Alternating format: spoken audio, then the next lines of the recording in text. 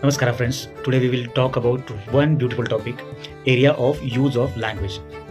ಹೌದು, ಭಾಷೆ ಅಂದರೆ ಬರೀ ಕಮ್ಯುನಿಕೇಷನ್ ಟೂಲ್ ಅಲ್ಲ, ಅದು ಮನಸ್ಸು ಸೇರುವಂಥ ಸೇತುವೆ ಒಂಥರ ಬ್ರಿಡ್ಜ್ ಇದ್ದಂಗೆ.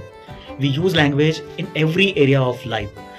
ಮನೆಯಲ್ಲಿ ವಿ ಸ್ಪೀಕ್ ವಿತ್ ಲವ್, ಶಾಲೆಯಲ್ಲಿ ಸ್ಕೂಲಲ್ಲಿ we learn and share knowledge, ಆಫೀಸಲ್ಲಿ ವಿ ಕಮ್ಯುನಿಕೇಟ್ ಟು ಗ್ರೋ. ಹೌದಲ್ವಾ? ಸೊ ಕನ್ನಡ, ಇಂಗ್ಲೀಷ್, ಹಿಂದಿ ಎಲ್ಲ ಭಾಷೆಗೂ ತನ್ನದೇ ಆದ ಒಂಥರ ಇಂಪಾರ್ಟೆನ್ಸ್ ಇದೆ. When we speak English it connects us to the world. ಎಸನೋ?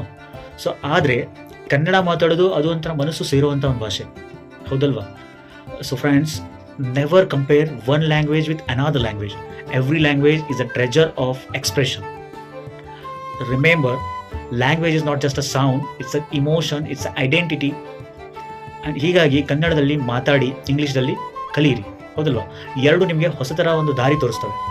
ಸೊ ಇದೇ ಒಂದು ಸಂದೇಶ ಇತ್ತು.